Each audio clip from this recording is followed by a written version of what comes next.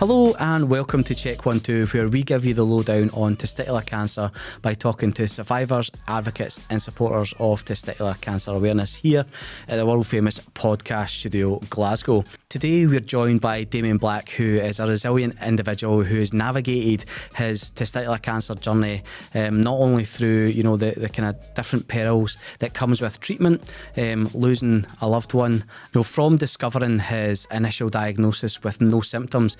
Damien discusses how that impacted him physically and mentally. Damien's attitude and positive attitude and lust for life is something to behold and makes this a really great episode to watch. So ladies and gentlemen, Damien Black. Thanks for coming on Check 1 2, Damien. Thank you so much. I suppose just for people listening and watching, just give a little bit of background on yourself and your testicular cancer journey, I suppose. Okie dokie. So, I don't know, do I just introduce myself? Yeah. Okay, so I'm Damien. I'm 41 now. I've got 4 kids and I'm gay. I know, I should have come out a lot younger, saved myself a lot of money. So I got my diagnosis of testicular cancer back in November of last year. Completely out of the blue. I had no symptoms. I've always checked myself because there's a history in the family of cancers. So I've always been very vigilant around my testicles, breasts even. A lot of men forget that they need to check their chests as well. So I'm very vigilant. So there was no lumps, no bumps, no discomforts or anything in my testicles or anything. But I'd gone to my GPs because I had cramps in my stomach. So I have IBS as well, amongst other things. So I figured it was something like that. So I rang my doctor on the Monday morning and was told that, there's a stomach bug going around, go to the pharmacy and they should be able to give you something to help. Right, okay, no worries. By the Wednesday, I was still getting these really nasty stomach cramps, really absolutely agonising, so it was. So I contacted the doctors again on the other Wednesday and got an appointment to see my GP on the Thursday. So it wasn't even my GP I saw, it was a locum that I actually saw. So she's given me an examination, pushed around in my stomach a little bit. She actually thought I had diverticulitis.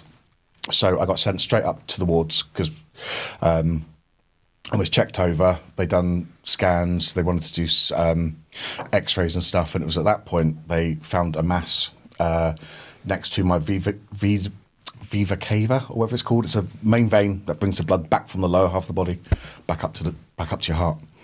And it was at that point they realised, there's a tumour. I'm like, oh right, okay. We're going to just do an ultrasound of your testicles. And I'm like, oh, all right, no worries. I've had scans on my testicles before. I've had issues with, actually, the one that's been removed now since I was a wee boy. Right. I've always had like aches and pains with that particular testicle. And they were like, yeah, okay, testicular cancer. I'm like, what? How? Because there was no symptoms. It was just, I went in with a stomachache and came out with cancer. Yeah. And then by the Monday, so I went in on the Thursday, was diagnosed on the Thursday and was in hospital starting treatment on the Monday. Right. Monday following. So was that quick? They just wanted to get that chemo started? Massive whirlwind. Yeah. And so what was the rationale with the chemo first? Was that just because they just wanted to shrink those tumours and things like that? Yeah, because it already progressed to stage 2. Right.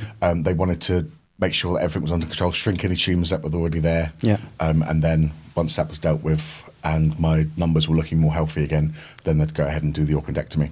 Ah, right, so, okay. Yeah. And it seems like quite like everything's like such a whirlwind, but to kind of go from like, I think you said it yourself, 0 to 100. Yeah, it really was. I mean, I literally had no time to think. No. Me and my partner, we ended up getting a little journal.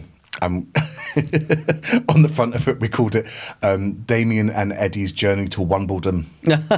And we just documented as much as we could that the doctors were telling us, and it was just so much. I mean, as much as it messed with my head, with it being all so quick and everything, I don't think I struggled quite as much as my partner did. Right. I think my partner took it a lot harder than I did at the end of the day. Yeah, which it seems quite common. Like, see, when we've had like these conversations, it's like, because you just kind of go, right, this is just something I've got to deal with, because Yeah. you can't allow yourself to think of the catastrophe of what could be. No. But I think it also, it doesn't help as well. I mean, we work in the same place. We both work in care.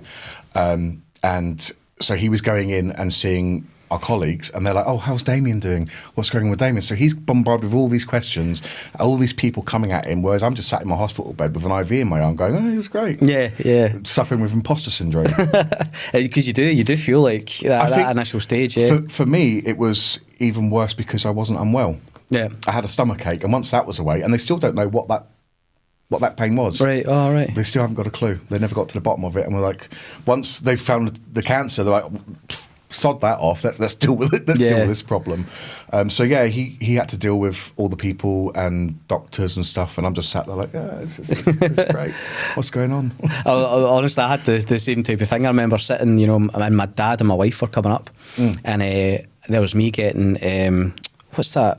Reflexology done on my feet, having a nap, and everybody's at home going, "Is he okay?" I'm just getting my foot massage. You're sat up at the beach and getting a shoulder rub and a foot massage. I actually never took advantage of any of that either. Oh, did you not? No. I went and sat upstairs in the wee centre up the stairs, but I never took part in any of the offers that they have up there, the haircuts and stuff. But, I can't remember how it happened for me. It was just that I think the woman came round, and I was just like, yeah, do you know what? Go for it. But I had this weird thing where she was hitting a point in my foot, and I was like, can I ask, is that area where you're hitting related to my stomach? Yeah. And she went, yeah, and it felt like there was this warmth. It's the weirdest thing, isn't it? And I was sceptical about these things, but I was like, wow, that's awesome. See, I was a guinea pig for my friend who was studying reflexology, so really? I got it all the time for free. It was great. But yeah, it's the weirdest thing. Yeah, like I just grabbing your feet, Damien, here. I hate feet. I absolutely hate feet. But no. But it's so useful as well, the beats and the offer and all that. And even though you never took advantage of it as such, it's a great thing to have. But even just having the space up the stairs, just to sit somewhere quiet, have a coffee, reflect. Yeah, it's really, really nice. Yeah. It's just nice to have that time away from the ward as well when you're there for 5 days and you're just and then you'll know yourself, like the lack of sleep you get because of the overnight thing. Yeah, I think most people in the ward struggled more with sleep than I did, just because of my snoring. I didn't realise quite how bad it was until my last round, where one of the lads that I'd seen quite a lot through my treatment, we shared wards together quite a lot. He commented on the last day that I was with him, he was like, oh, thank fuck, I can get to sleep now. Excuse the language. Right? But listen, I think that's all part and parcel of the hospital experience. There's always going to be bells and snoring, but so you've talked about having that kind of family history of cancers as well, and growing up, knowing to check yourself and things like that. So,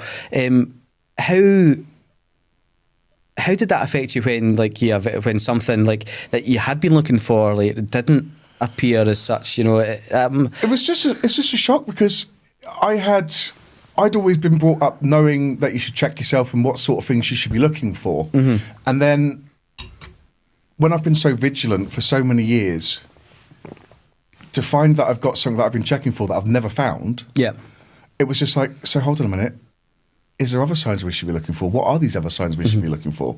And I was actually thinking about it the other day. So you remember when you were at school, I don't know what age you get it up here in Scotland, but certainly in England, we were probably year 6, junior school, year 6, so before you go to upper school. Right. And we had the puberty lesson, I think it was called. So the girls got taken away, the boys got separated and everything, and the girls come out with a little sweetie bag for the tampons and stuff, and we get left with nothing. But it was like, during that time, why weren't you telling us that sort of stuff? You were telling us about wet dreams and puberty and the changes that our bodies were going to go through, but what about all the other stuff that we should be looking out for as men, or as boys at least? Why is it not being taught at school?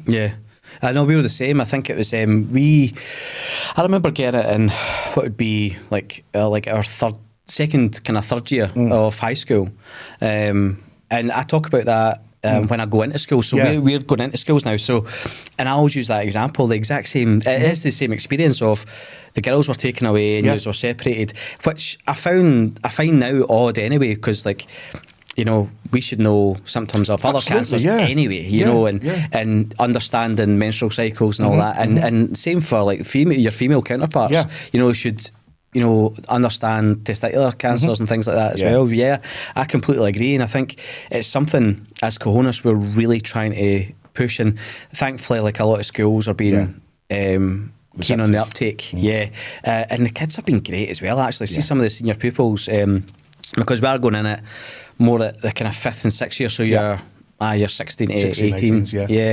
They're a lot more receptive than we give them credit for. And I know, like, kids find talking about genitals in general and sex and personal stuff like that quite amusing anyway. But I think when it's done in in more of an informative way, we're not preaching to you. We're trying to teach you how to look after yourself and how to keep yourself right. And I think they're going to be more receptive to that, and especially if you can have it from an outsider point of view, who's going to go in with a lot more light-hearted. Do you know what I mean? I don't think you want to go in kind of guns blazing. You need to keep it light-hearted because at the end of the day, it's quite serious. And although I laughed my way through it and just absolutely took the mick out of it, and that was one of the coping mechanisms, was just rip the shit out of it. I remember, I've got it. It hasn't got me. Oh, that's a great way to look at it. This is one thing that I've always said to anybody, regardless of what it is what condition it is you've got. My daughter's got my stepdaughter. She's got MS, and I've always taught her, you've got it. It hasn't got you. Don't let it control you. You control your life. The cancer or your MS or whatever it is you've got doesn't control you. You have it. It doesn't have you. And that's always been my outlook. No matter what's wrong with me, whether it's the testicular cancer, whether it's the sleep apnea or the passing out. It's a problem that I live with, but it doesn't control me and it doesn't define me as a person. You just get on with life and laugh at it. Which is such a healthy way to look at it as well. I don't know, my therapist would agree. But no, I certainly do. I think it's the way that, you know, I got through it as well. It's just taking the utter pan out of myself, and you know, I remember like that first about a chemo you get taken for your chest x-ray. So my wife and my friend were up at the hospital with me, and I just felt like that moment in Scream, you know, that remember? And it was like, I'll be right back. And I don't know why that popped into my head, but as I was getting people to win, I'll be right back. It's like, it's just the ridiculousness of some of these things. Well, we took round to the it was Jeff White, who's left now, hasn't he? We took round to Jeff early on when we first started talking about the orchidectomy. I was like, can I keep it? And he's like, what? I'm like, I want to turn it into earrings. I thought I could make 2 little earplugs or something for it. But obviously, Jeff didn't know how to take me. He really did not know how to take me. He was a lovely man, but really quite, you know... Very, very straight-laced. Sharon's lovely. Have you met Sharon yet? I've not met Sharon, no. She's absolutely lovely. I bumped into her after my orchidectomy when I was going in for one of my routine checkups. And she looked at me, and the first thing she said, you feeling a bit lighter now, are you? And I was like, aye. Lost a stone in a day, hen. And they're so great up there, and I think your attitude to that is a great way of doing it. And again, through the conversations we've had here, every guy has been the same. You know, it's always been, I just had to laugh through it. You know, and I think it's hard because you can get maybe somebody watching this and go, how can you laugh at cancer? And it's like, but I think what you've just said, like, you have it doesn't have you. It's such a great way and a great statement to kind of put out there as well. I love it. You know, and people watching this will resonate. I'm cancer free now, but it resonates with me already. You know, well, I hope I am. I'm still waiting for the scan after the orchidectomy. I'm still waiting for that one. But the pathology is all back now, so that's all good, and that was all clear. So was it? See, with your testicular cancer, was the cancer, like you said, was it grown inside? So was it an embryonic carcinoma that you had? They didn't mention embryonic, but it was inside the testicle, so there was no. You could feel it, and it felt smooth, and you know the usual sort of lumps and bumps that you expect there, but nothing outwardly presenting. It was literally all inside the testicle. So that's what it will be then. Because I had the same thing, and I was lucky that I found my lump because my testicle had herniated. So the cancer pushed its way out, and that's the only reason that I found a lump. Otherwise, I would have had the kind of same situation as yourself. And you know, I was lucky that it happened the way it did for me. Otherwise, you know, again, I had Different slight, place. yeah. I mean, I had a slight kind of pain when I was running down the stairs and Yeah. stuff. If I hadn't have found the lump, I maybe wouldn't have acted as quickly. Aye. You know, and again, you know, I know I work for the charity now, but I always credit Cahonas for saving my life, Yeah. because it was their self-check guide that I used.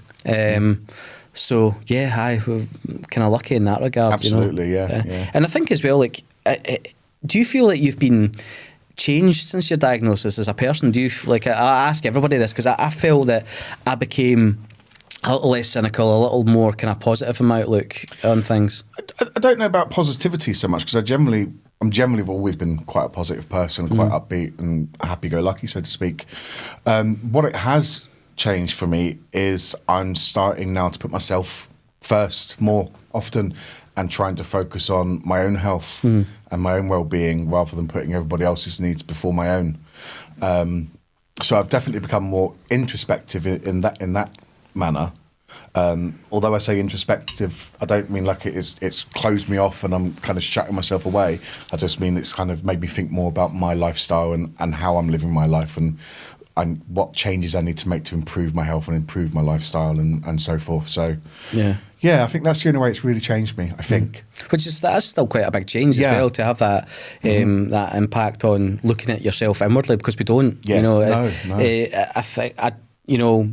This is the first time we've met, but I think like looking through, you know, when I've seen your socials and things like that, you seem a very giving person. And you probably are. Yeah. You know, the fact that you work in care anyway, you know, it always says something about that somebody in a way that you probably are giving more out than taking in for yourself. So to have that change is quite big. I mean, working in care. I mean, it's a wonderful job, and I love it.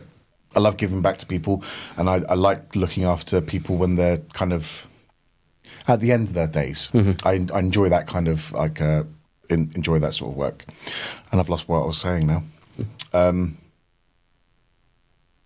I think that's helped somewhat working in care. Yep. One, it gave me a background of I had a better understanding of some of the things that they were talking about when I was in the hospital. But on the flip side of it, sometimes you might know a little bit too much. Yeah. So you start to worry because they're saying certain things and you're recognising these terminologies, these words and terms that they're using and thinking, that's not good, that's not good, that's not good.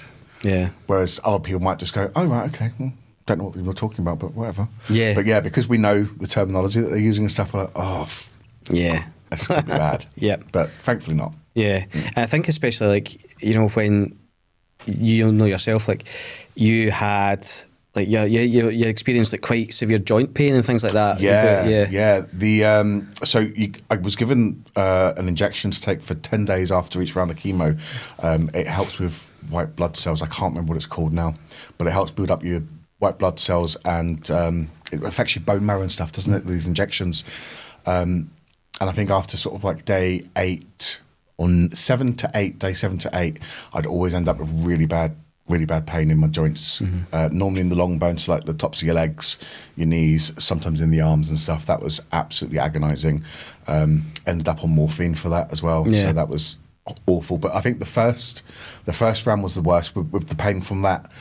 Subsequent rounds, it wasn't quite so bad. It was just, you know, a couple of paracetamol or something would get on top of that. But the pain was a nightmare, and the only other one that was really bad side effect wise was the nausea. Yeah. I ended up I had 4 rounds. So on the 3rd round, they wanted to put in a syringe driver so that I had constant anti-sickness going through me. But that didn't work out the first time around. I can't remember why. So we stopped that and they just gave me loads of tablets, which didn't help as much as I would have liked. But I mean, I still didn't lose weight despite not being able to eat and vomiting everything I ate. But for the 4th round, they did keep the syringe driver in, which was horrendous. So as well as having to carry around a drip stand with my chemo in the evening, I've now got this other little bag and pouch strapped around me. I look like a gimp. I'm telling you, it was an absolute nightmare. You've got this little crocheted bag with this box in it that's constantly giving you the anti-sickness. So, I mean, it did help to a degree, but it still wasn't perfect. And I still, even now, I still get random bouts of sickness and tiredness. I still, even now, like tiredness is a nightmare. If I go out shopping or have like a full day of like walking and doing stuff, I'm absolutely shattered the following day. Yeah. I can't do nothing. It's just, you forget, although you finish the treatment, the effects of the chemo, and I think it's the cisplatin one that's one of the worst ones because of the platinum in it. Yeah. That stays in your system for donkeys. Yeah. And we're going to be feeling the effects of that for some time, I'd imagine. Yeah. And so, yeah, I didn't expect it to. I thought once it was done, that was it. Back to normal. Go about my life, get back to work and all that. And I still haven't. Yeah. I still haven't. And then obviously it's brought on other, it's affected mental health. And then during this road, I've also discovered a couple of other ailments that I've got as well. Right. I've just been diagnosed as well with sleep apnea.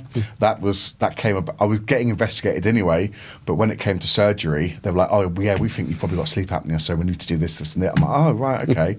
And then literally it was the following day after the orchidectomy, I got the letter through the post saying, "Yeah, you've got sleep apnea." Right. It's like, yay! So I'm waiting for equipment for that. And then there's also coughing syncope. I'm being diagnosed with that at the moment.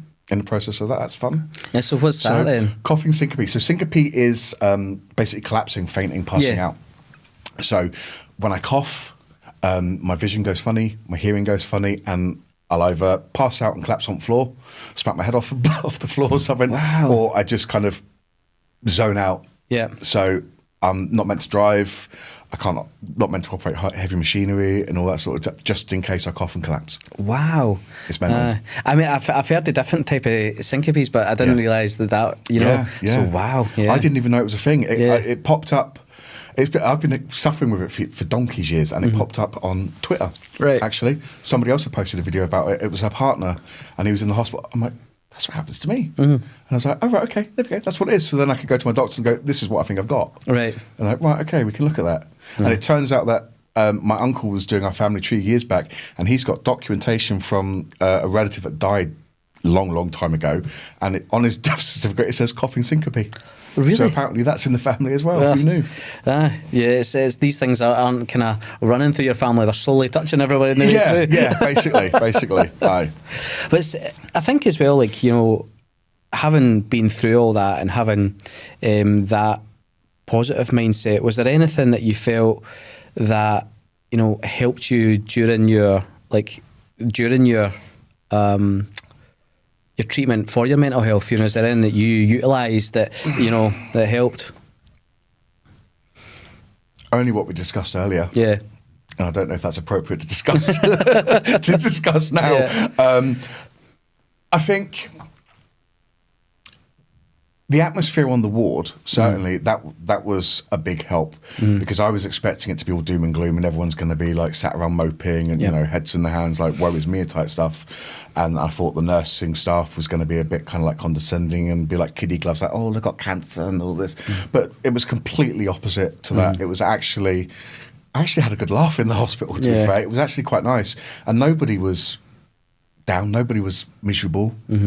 It was all quite upbeat. Even like I'd go outside in the evening for a vape and sit down and chat with all the old girls that are out there. They've all been in for like lung cancers and breast cancer and stuff, and all sat there 20 fags hanging out their mouths. And I'm like, you sat outside a cancer hospital and you sat there smoking. I always found that the irony. Walking up to the beach and all you seen was a wall of smokers. I know, that's it. It was the weirdest. Sat with a drip in a slippers. Oh, funny as anything. It's like you're walking through and it looks like it's been snowing. There's that much ash. Yeah, I've seen one woman who's on oxygen still smoking. Oh, really? I'm like, are you trying to kill yourself, honest to God? Imagine this is that naked flame. Yeah, boom. I know. Doesn't bear thinking. Oh, it was so funny though. Like I had the same type of thing. I thought there was a lot of good laughs with the nursing staff, know, and I was a nursing assistant for like 20 years with the NHS. So like the nursing assistants that were in the ward, always had this kind of like weird camaraderie with. But they were so amazing and they're the kind of the unsung heroes of like your day. Oh, absolutely. Yeah. I mean, with working in care, and you'll probably know this from the hospital, but although I'm not a nurse, we get students in all the time in our work, so we teach the student nurses as they're going through their training, and I always make sure that I take care of my students, because at the end of the day, they're going to be looking after us when we're sick one day. And they now have looked after me. So I was just out of surgery after the orchidectomy, And I was looking across at the nurse's station. I know that face. I know that. Where do I know her from? Turned out I trained her. Oh, really? A few, like literally before I started the cancer treatment, she was my last student. So that was really nice. And I think I had 3 of my students ended up looking after me, and then one of the nursing assistants that I used to work with at the care home also woke me up at 6 o'clock in the morning. Right, Mr. Black, you ready for your bed bath? And I'm looked up, I'm like, what on earth are you doing here? Get out! One of my old colleagues, I'm like, no! You're not bathing me. I used to do stupid things for the nursing staff. See, like, how you had to pee in the bottle at night to get it? Yeah. I used to draw on the bottles. I used to do that all the time. Things, or put little jokes on it. Aye. Have a good day. They always kind of knew if I wasn't feeling well, because when the bottles aren't written on. Mine was the same. Was it? Mine was the same. What's up? Yeah, nothing. I'm just not feeling it today. It's not feeling great. So what, what inspired you then? Because for people who might not know, you've got quite an amazing TikTok. I'm getting there. Page, I think we've just hit over 1,000 followers on TikTok now. 1,222, if I remember rightly, to be exact. That I started that literally on my first trip to the Beatson when I was being admitted. I went out for a wee walk, the wee pond down the bottom, the wee duck pond. I went for a wee walk down there, and I was like, I think to start off with, I was just bored. I had nothing to do, so I thought, do you know what? Let's make a TikTok. I'm like, what are we going to do? I was like, just document my story. So I started it as a way of kind of keeping my family up to date, because most of my family are down south still, down in Devon. And then partly just to kind of start maybe trying to raise a bit of awareness. And I think the longer it's gone on, and the longer I've been doing it, the more kind of confident I've got and the more different areas I'm looking at now. And it's kind of opened up a few doorways, one with yourselves. I've now got other companies approaching me as well for bits and pieces. So it's been really good, actually. It's been really good, very, very positive. I've noticed, though, that I don't know why. And this is one of my really big bugbears. Not that it's, don't take this in the wrong way, but a vast majority of my followers, well, 3/4 of my followers are female. Hard to get any men. So I don't understand what stops men from looking at this sort of stuff. Maybe, I don't know if they don't engage so much with TikTok or social media, but then it's the same across the board. If you flip networks over to like YouTube, I went on there looking for information about the orchidectomy and how people felt afterwards and all that sort of stuff, and there wasn't a lot. There really wasn't a lot, unless you were looking at medical, where you want a doctor to sit and tell you about it, which I didn't really want to do. I wanted to find Joe Blogs from down the road to sit and tell me his experiences of it, and there wasn't really anything there. The main ones I came across for orchidectomies were transgender folk that had been through their orchidectomies during their transitions, which, great, more power to you, I love that, but it wasn't what I was looking for. And the same goes for, as I said to you earlier, about other types of men's cancers. There's not a lot of it out there, and I think what I want to do now is kind of push that and not just talk about testicular cancer, but talk about prostate cancer, talk about breast cancers in men, and other sort of cancers that are going to be affecting men. Not, because like I said to you earlier, you switch on the TV, there's breast cancer. You walk down the street, it's on a bus. It's everywhere. Breast cancer is everywhere. And it's great. It is great to raise that awareness, to make sure that young girls and that know how to check themselves. But we need to start talking to the boys and the men and getting that information to them. Because although it's getting to the females, are they then passing it on to the men in their lives? I used to at least tell people at the end of all my videos, check yourself, check your balls, check your bits, whatever. I kind of stopped doing that now. But I don't know. But I really want to push that forward. And hearing that you guys are in the schools now talking to the lads and stuff, great. And I don't understand why we've never taught it in schools before. We have these lessons about sex education and personal health and all that sort of stuff, but we don't talk about cancers. No. We don't tell boys, play with your bits and bobs and have a good feel of it and get to know it. Get to know what's actually going on down there. Is that a tube? Is that the vestiferous? It's that thing of like, if you know what's normal for you, and you're aware of that, any changes, no matter how subtle it is, if you know what's normal for you, you're going to be able to act in that. And it's like anything, early detection is the key in that. You see, I had a vasectomy after my 4th child was born and before I came out. Yeah. So it changed over time. After the vasectomy, I started finding little lumps and bumps, but I later on found out that was called a sperm granuloma, and that's basically because the sperm's not being released from the testicles. You end up with little lumps and bumps before it all then gets absorbed back up by the body. Yeah. So knowing the difference between what would be a sperm granuloma or what could potentially be cancer is quite difficult. But when I would find something different, I'd go to the doctor and get it checked just in case. And it's just granuloma. It's nothing to worry about. It's absolutely fine.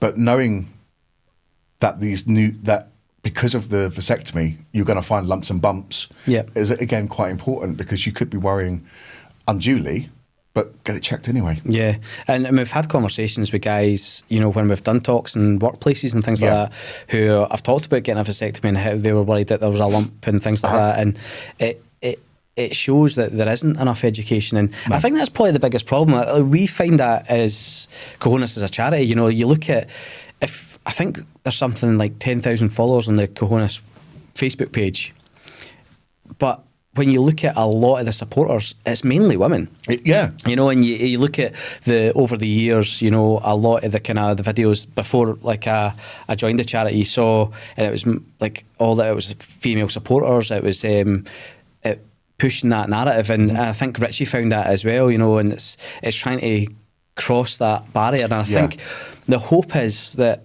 if we're going into schools and you're talking about that early enough, that young boys, young men are going to go, oh, this is just normal to talk about. I think we're still stuck in this generational thing of you can't talk about your balls. And we even come across it. I think I might have spoke about this in the podcast before, but there was a certain body that I was going to go into, and they wanted promotional material for Cahonas, so I'd done it. It was like, check your balls. And we got feedback saying, can you change the word balls because somebody might be offended by that. And you're going, but we have to use these colloquial words, be it balls, bollocks, nuts, goolies, nads. If we can, if you're trying to engage with men to over medicalise things, it switches us off. You need to talk the way the boys and the men are talking. If you're in a group of people that are going to be sat talking about the bollocks all day, then you refer to it as the bollocks. If they're happy saying testicles, then you go testicles. I mean, to be fair, if I go to the doctors for a problem with my junk, I'm like, testicles. I wouldn't. Do you know what I mean? But when you're in a group of pals or in that sort of environment, you have to adjust your language to suit the demographic, I suppose. And you'll probably find that working in care, and I certainly did. Absolutely. There's certain people like say like wee old Elizabeth who's middle class.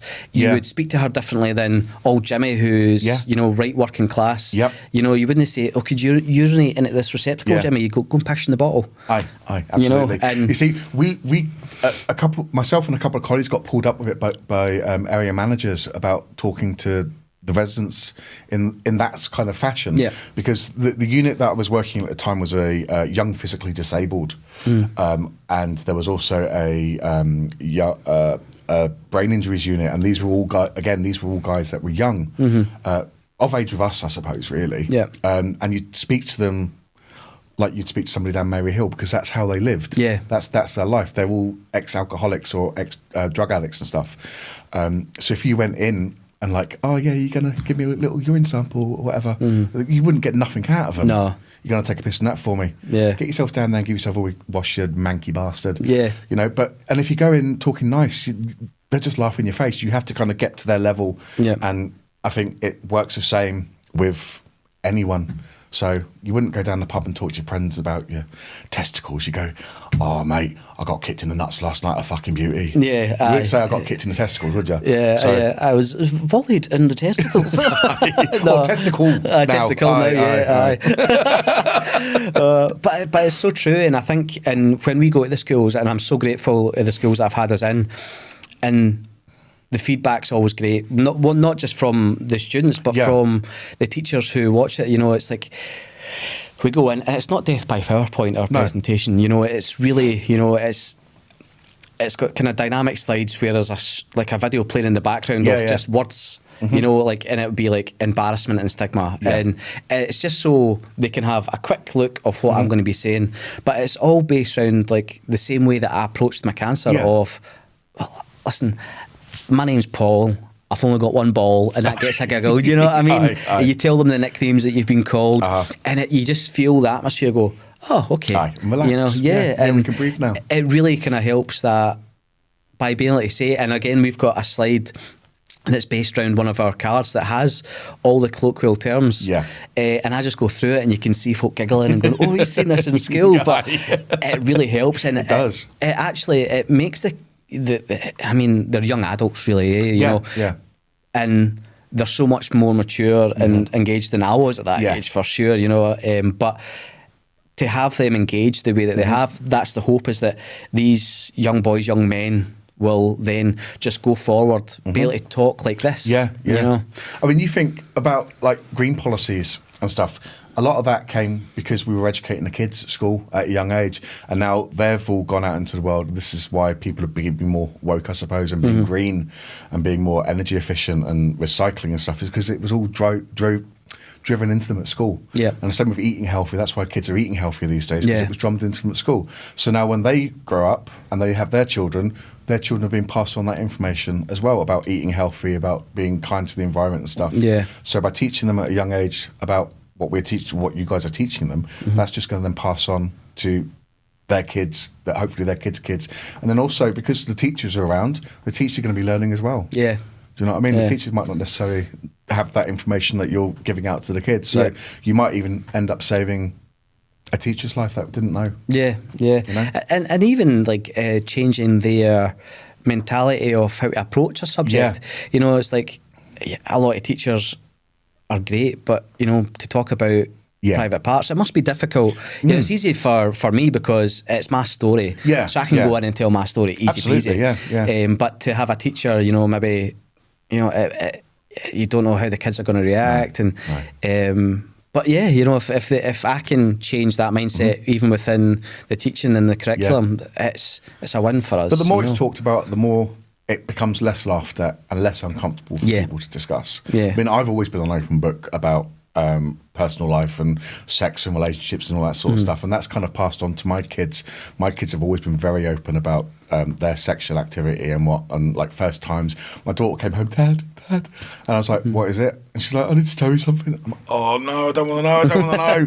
But yeah, it was great. So even now, you know, they're all grown, and you know, I've got grandkids now and everything. But they're all, even now, they're still open and honest, and I'm hoping that that's then going to pass on to their children, because of the foundations that I've laid with my kids and the knowledge that I've imparted will then get passed on to them. So hopefully their kids will also be very open and be able to discuss personal matters more freely. And I suppose as well, like your journey and the way that you have, you know, put that out there in the world on TikTok, you know, your kids, your grandkids will be like, I mean, that's out there forever, you know, so they can like look and say, you know, Grandad is, you know, is talking about his balls again, you know, and, or his ball, you know, but that's just don't amazing. Deep dive too far. You might find a lot worse. Only go back to this stage. Anything before 2004, you don't look. That was a different me. But I think, and that's really helpful as well. And I suppose then, do your kids have that same?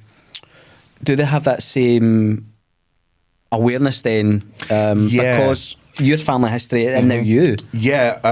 Because the family has the BRCA variant, BRCA1, which is a mutation in one of the genes that leads to cancers. So with the BRCA1 variant in females, you generally find it will be breast cancers and ovarian cancers, and if men have it, then normally you'd find it would be prostate cancers and breast as well. Obviously, but I'm still waiting on having that test done, because obviously the testicular cancer has got nothing to do with the BRCA gene, unfortunately for me. So I'm still waiting on that test, but because last year my cousin tested positive for the BRCA gene and subsequently died last year. Her daughter, she tested positive for it, so she's been and had a double mastectomy and a hysterectomy. Wow. My sister's had a double mastectomy. She did have the breast cancer, but she's also got the BRCA variant. My other sister's just been told she's got it. So my daughter had actually gone to her doctors to get the BRCA test, but they want to test me rather than her. Right. For some reason. Okay. So I'm still waiting on that test. So there could be more cancer down the line for me at some point. Well, hopefully I hope not. I hope not. I hope not. Hopefully that platinum's just destroyed everything within you anyway. On the plus side of it, I mean, if I do, it might be prostate, which will just give me more information to pass on. Well, exactly. So if I've got it, I can share it with other people and hopefully stop other people getting it. Yeah. You know? It sounds like, though, like even through your treatment, what a rough year you had then, if losing your cousin, and if you don't want to talk about this as well, but I know you lost your mum. Yeah. So in treatment as well. Yeah, so I was diagnosed in the November, as I said, and then mum died in December, so shortly after. So I think that was one of the hardest bits, was not being able to talk to my mum. Yeah. We weren't massively close growing up. But I did keep in contact, obviously. I phoned on a regular basis, and every morning when I got up, I'd go outside and get a good vape, and I'd give my mum a ring and be like, this is what's going on and everything. And then not to have that there anymore. Yeah. I didn't know who to phone, because I knew Eddie was going to be at work and everyone else sort of knew really was going to be at work. I didn't have anyone to phone. And I was like, who do I phone now? Yeah. How am I going to, mum's not going to know now if I get through it or not. Yeah. It was horrible, yeah. And then obviously we had to go down to Devon for the funeral, so that was a bit of a nightmare. And thankfully my brothers and sisters were able to kind of take the brunt of all that and deal with all that, thankfully. But yeah, it's been hard. It's been really hard. And I haven't cried yet.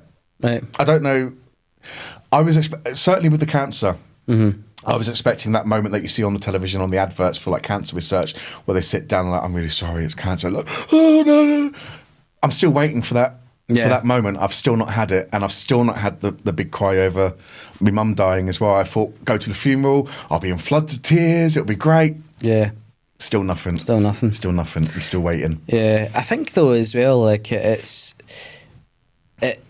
things build up. I remember like, with my cancer, it wasn't until I'd actually finished that I kind of remember just being like sitting in the bath, and going, whoa, one ball floating. Yeah, I just it's look like a one ball fly now, But it's such a horrible thing that that impact, it doesn't hit you at the time, and no, and it's funny you say that. Not that you didn't cry. It's like I've never cried at a TikTok, but see when I watched you telling the world about your mum, I actually had a tear in my eye. I was like, poor bugger, And I can't remember at what point that we kind of reached out. If I can't look at, I'd have to look back, but I can't remember if we'd spoke. If we'd reached out just before then. But I remember thinking, oh my God. You like, for my first, I messaged you on my first round, if I remember rightly, because I got the box. Yeah, I got the box, so. I think I messaged you shortly after I got the box. Yeah. So I was like, oh, it's amazing, it's great. Yeah. And I think that's how it started with us, I think. Yeah, because it was Richie had said, oh, this guy's just reached out. And because he deals with all the kind of like the income and stuff. Right. And yeah, it was. I actually think you were maybe the first one to give us feedback on the box as well. Yeah. Oh, wow. Yeah. I think it's just, again, as guys, we were really quite awkward about receiving gifts and whatever. And I think, I think when you get something like that, it's, you can, I would have loved it if I was going through my treatment, but I think that you could get in and go, what is this? And then when you open it, you're like, okay. It was, I was shocked. Right. I was actually taken aback. One, at the generosity of it, that one, I'm being given this box of goodies, which at the point I didn't know what it was. I was like, this is amazing, this is really cool. Just get cancer more often, I'm getting free shit. And then when I actually opened it and seen what was actually in there, I was like, this is an absolute godsend. Yeah. Absolute godsend. Because like some of the bits and pieces in there, you don't even think about, like a notepad and pen. I didn't actually use it in the hospital, but I'm using it now for something else, but it's still cancer related. And like the slipper socks and shit like that, it was just, I loved it. It was so good. Yeah. It was so good. And the other guys that had received them whilst I was in the hospital as well, that it was just, everyone loved it. Yeah. Everyone absolutely loved it. And it's something that, Richie had been working on for years. I mean, when I went, like, for my interview for Cahonas, and me and Richie had known each other for years, but I still had to do that interview process. All the boxes, they're flat packed, mountains of them, and it's been something that he's always wanted to have done, and the fact that we're able to do that now, and he really was really careful at, reaching out to guys and going, like, what's appropriate for you? And Richie's attention to detail and research is great. So even like the soft bristle toothbrush, things like that. Was a godsend. Yeah, that was absolutely amazing. My mouth was in an absolute state. Yeah, so it was. It was absolutely awful. See, that first time, like, I thought it was probably like going into my second round. And then brushed my teeth, and I was still using, do you know the Oral-B Pulsar ones? The hard bristles? Yeah. I was using one of them, and I spat into the sink, and it was just, why is this red? Aye. So then, it was the taste as well. Did you get the really dodgy taste in your mouth? Yeah, that metallic. Awful. Oh yeah. Mine wasn't metallic. I can't even describe what it was. But it was just constantly just this. Ugh. Yeah. And I just, and taste was weird as well. Yeah. Like sweet things, I just couldn't tolerate anything sweet. Right. It was awful. Yeah, horrible. It was always lemon juice. Yeah, lemon was really good. Yeah. I was getting little lemon boiled sweets out of Aldi's. Yeah, absolutely great. But it was the one refreshing thing you could get. Yeah, absolutely. I always say, like, my mouth feels like a badger's arse. Absolutely, yeah. Gandhi's flip flop is what I go for. But yeah, lemon drops really help. But the ones with the little what do you call it? Sherbet in the middle. Yeah. That really helps. Yeah. That really helps. And I got to the point where I was like, is it actually the lemon or is it the sherbet that's doing more for me? Yeah. So I went and got the Coca-Cola ones. You get like little Coke flavoured ones as well. Right. That were in the same sort of packaging. And they've got the sherbet in as well. And it had the same sort of effect. So I think it was the sherbet more than the lemon. Is that just the wee ones that when you're at the counter, you can just pick them little up? flip-top boxes. Yeah.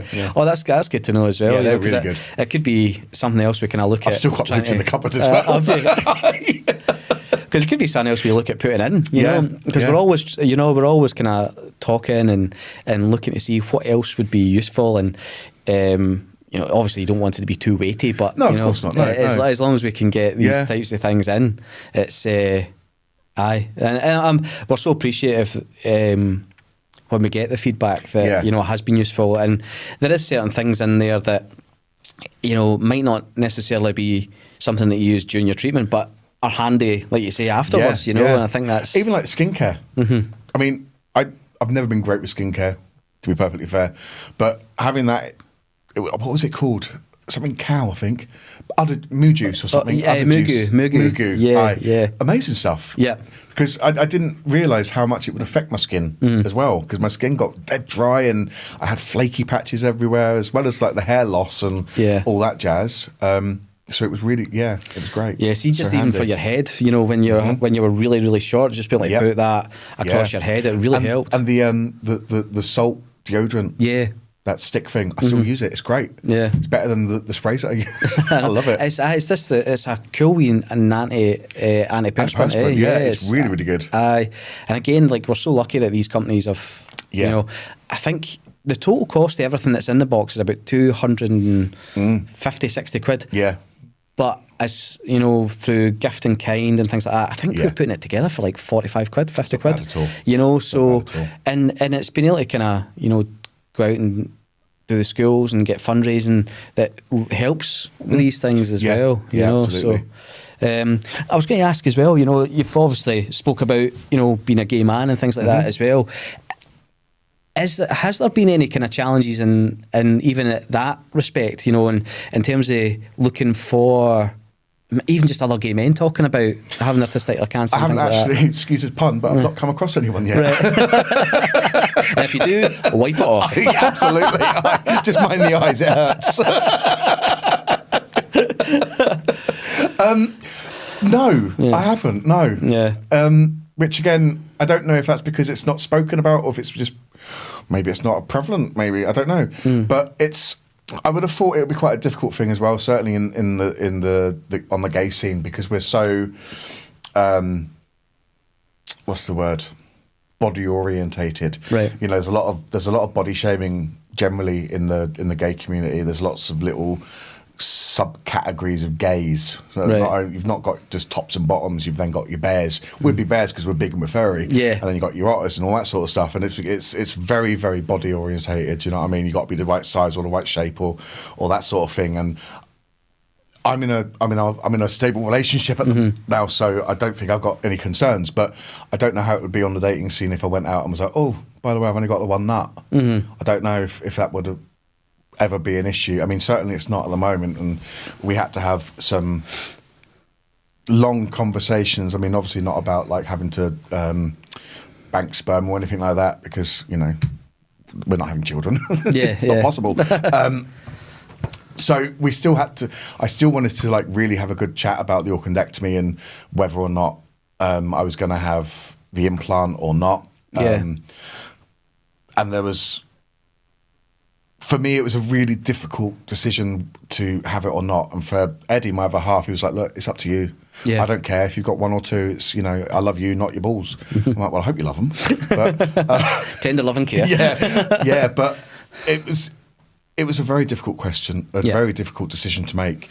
And I'm still not entirely 100% certain on whether I am going to have one or not. I haven't had one. Yeah. I decided not to have it at that time because of the extra complications and the extra time of having to stay in the hospital.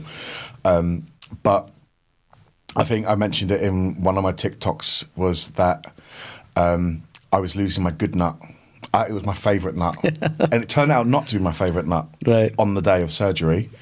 They changed their mind and we're going to take the other one, so it was great. Yeah. That was fun. So yeah, I'm still not sure, because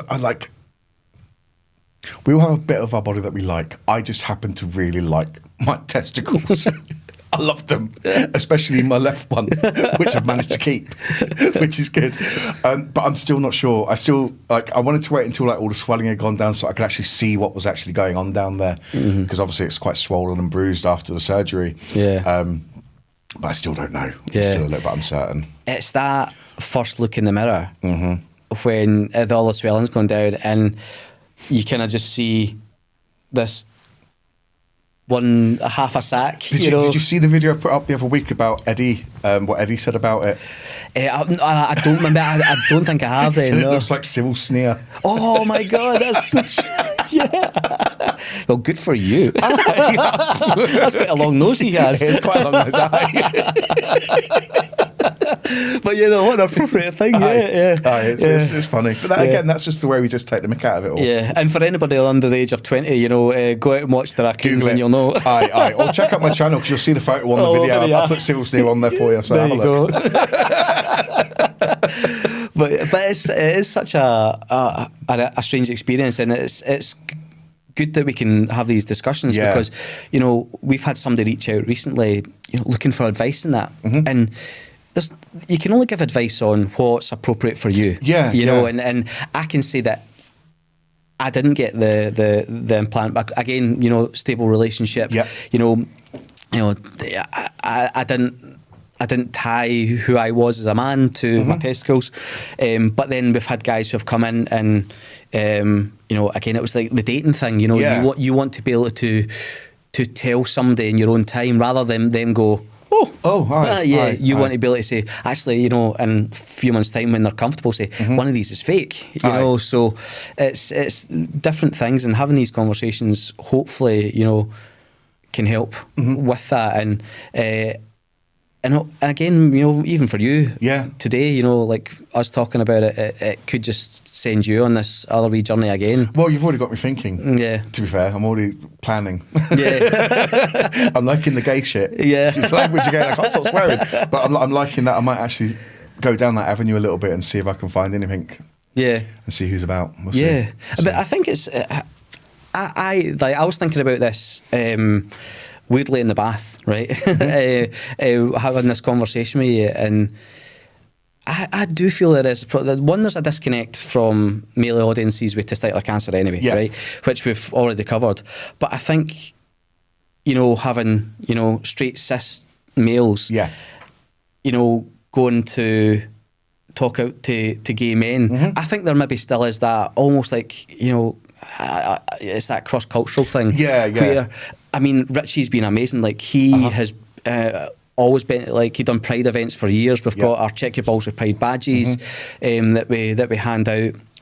With the rainbow design on it. Nice. And they're great things, you know, and Richie's had some really good experiences at Pride. Yeah.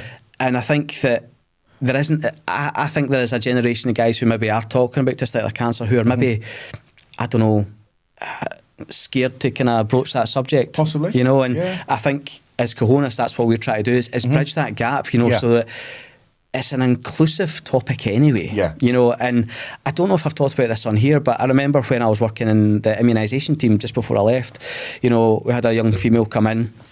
You go through the things, and actually it was male still on our ID. Yeah.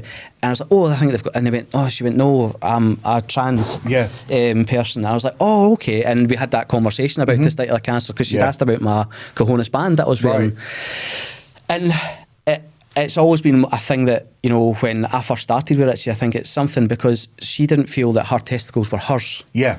So there wasn't a connect there, you know, and it's trying to be as inclusive as we possibly can to just have that. It doesn't matter, you know, who you are, you know, how you identify. If you've got a set of testicles, we want to talk to you. Absolutely. You know, and I think, you know, that shouldn't be stopped to be a sexual orientation. But then also talking about transgender issues and, you know, with testicles and, you know, we still obviously need to talk to them. That goes, I mean, these women would have had their orchidectomies. But what about the prostate? Are they being told, you know, you might be presenting as a female or you might be living as a woman, but you've still got a prostate. Are you getting that checked? Yeah. You know? Yeah, and even like the breast cancer issue, you know, if you've lived as like a man, like right into your kind of puberty and then transitioned, you know, you might not necessarily, if you've not had the education, you're not going to realise that men can get breast cancer as well. You know, there was a guy who, I think he's sadly passed away now, who that was his experience. He had testicular cancer and breast cancer at the same time. Wow. But it was one of those things where he didn't realise that men could get. You know. I don't think many people do. It's strange. It really is strange. I think it's, and again, it's maybe that education of like people need to know, like, we all start off basically the same. You know, the same. You know, we're all, you know, whatever. You know, that's why men have nipples, because we essentially start off as, you know. You see those testicles that we used to have? Two of them, they would have been our ovaries. You see that little dividing line down your sack? That would have been your vagina opening. See? It's all the same. Yeah. So, and I think it's great that you want to kind of like move forward and kind of have these conversations about the other cancers as well. Absolutely, You know, as Cahonas, obviously our kind of thing is testicular, but to have, you know, and you'll always have our support as well, you know. But it's something that, let's say, if we can open up the conversation and speak to people of different walks of life that we have, and you know, you coming on and being so open about everything anyway, you know, and being open about your sexuality and how that adjusts. It's not the right word, but you know, like within your own lifestyle of having testicular cancer. You know, and I think as well, even that, you know, that fertility issue, you know, it's like having that conversation, you know, must have been really just as difficult for you and Eddie as it would be for me and my wife, for example. You know? Yeah, absolutely. But then there's also with the fertility, obviously it wasn't an issue for us too. But again, one of the guys that I was in the hospital with, he was taken away to leave his deposit, but wasn't actually able to. Right. And then, so that's extra worry then as well. Is he going to? I was worried for him because he was only young. He was only in his 20s, and I'm like, well, he's not been able to make a deposit at the bank, so to speak. Is he going to get another opportunity, or is that him fucked now? Do you know what I mean? And I'm like, and I think there needs to be like, even down to that, there needs to be more education about that. You know, leaving a deposit for your future, even if it is sperm, why do you need to be? Don't be embarrassed about it. It's fine. Go into your little room, look at your spank mag, get them done.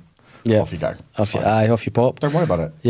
And I think that's the thing as well, is like that early detection helps with that, because if you catch testicular cancer early, you then have the ability to give a sample. You know, it's like you look at Todd, one of our supporters, when he talked about his, you know, his second time, there was like it was just, no, we have to get this out. Oh God, yeah, of course. I remember he had, the dual. So then it's, and having been through all that chemo anyway, you know, it's quite a lot of impact on that fertility, you know, and thankfully for him and his now wife, you know, they've got a baby now, and you know, it's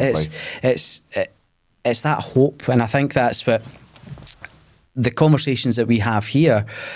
If guys are, you know, excuse the pun, coming across this, and finding that, like, you know, it could be a guy who likes coffee finds Todd's one, you know, because it's, you know, it could be, you know, a short fat nursing assistant like myself, you know, he goes, oh, that guy worked in the NHS, you know, rugby players, you know, you know, and again, you know, like even that, even if like what you haven't had, you know, finding another gay man talking about cancers and male cancers and testicular cancer could be something that saves somebody's life. I mean, that would be great. And I think I will actually pursue that somewhat and see if I can find like an LGB support service for testicular cancer or something, or even maybe start one myself. You know, well, I think that's we kind of. I think we spoke about that briefly. You'd asked, is there? And you know, there's a couple of inclusive sports teams. Mentioning that. Because you put me in touch with Ewing, wasn't it? So we spoke a few times now.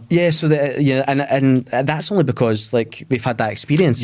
Whereas if you know, there is nothing. It doesn't seem to be out there for, you know. It doesn't appear to be. Yeah. I mean, if you hear anything, let me know. And listen, my ears to the ground all the time, but and Richie, like, he is over everything. So, and it, like you say, it could be you that, you know, goes forward. I mean, if you want me to put on a frock and go to Pride for you with Cahonas, I'm happy to do that. It'll all go together, mate. I'll put the wig on and the heels. I've done it before. I've done drag back in the day. Brilliant. What was your drag name? Rusty Bucket. Rusty Bucket. I always said if I was ever, like, because me and my cousin years ago went out in drag, and I went out as Crystal Ball. Oh, nice. Okay, and it's more apt now. I was Rusty Bucket because I wasn't getting any. So there you are. Listen, if you've never went out dressed as a woman, as a man one time, do it. It's quite liberating. Listen, I nearly fell down a flight of stairs in a 6-inch hill. Oh, really? That was not fun. Yeah, I didn't make a good-looking woman. No. Oh no, I was an ugly sister. My cousin got chatted up a few times because he was so quick. You know, it's like he had the long blonde wig. He was slim. You know. So was it Cinderella pantomime on the shoes? Like me and Grado are fighting for the. But yeah, I mean, it's speaking to guys like you, it's really inspiring for me. Like, and it's I get something every conversation I have in here, and I hope. My hope is that today that, you know, that you felt that as well, and absolutely, and it's been food for thought, and it's been nice just chatting. Yeah, and one of the things we're going to do as Cahonas as well is we're hoping to start support groups as well, like but just general support groups more than anything. So like, say there was a group of us that, you know, let's just go to Todd's, let's go to the Cartel for a cup of coffee, and I've still not done that. You need to. I need to.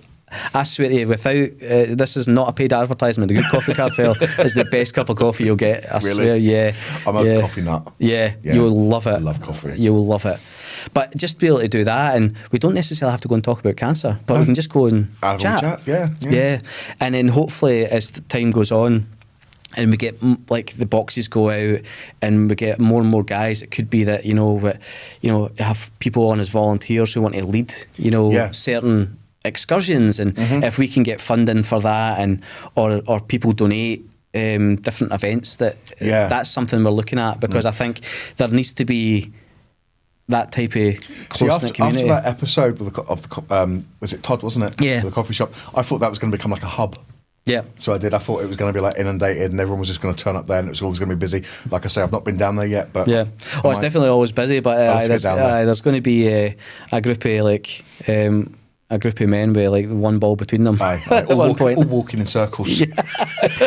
You get some extra change in the left-hand pocket. But thank you so much for coming on today, Damien. Thanks for having me. Do you want to kind of put your TikTok stuff out there so people can, get a hold of you and, I can't remember what it is. Just link it. Yeah. I think I'll link it. Yeah. Is it Check Your Balls? I think. Check Your Balls. Yeah, Check Your Balls. Yeah. Yeah, check your balls. I think I've got it down at the moment. Yeah. Or just Damien Black. You'll find me that way as well. Yeah. Because your videos of your journey's been great, and it's been fun. It's been great for me to watch as well. You know, it's you know, again, there's similar experiences where you and I have had you've had quite a rough treatment, and I felt I was the same. And I've talked to guys who are like, no, I was all right. I'm like, swine. I mean, I tell people it was all right, but that's part of me that just doesn't want people necessarily to know everything. Yeah.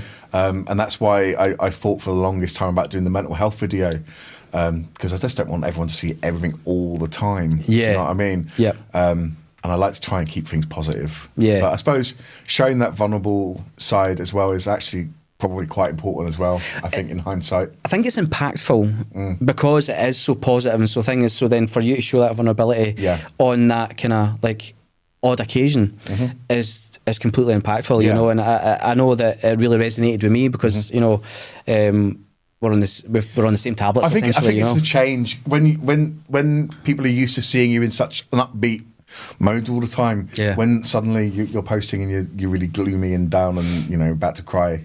Yeah. I think it's a shock to the system that people go, oh right, okay. Yeah. There we go. But yeah, no, this has been good. I've enjoyed it. Good. I was worried. Yeah. I was worried. Right. And I nearly cancelled because I don't normally do this sort of thing, but it's good. I'm not really much of an extrovert.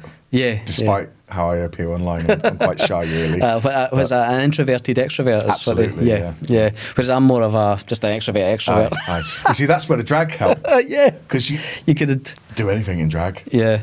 Anything. Love it. Anyway, thank you so much, David. No problem at all. Nice to meet you. Yeah. Cheers, man. Take care. Thank you.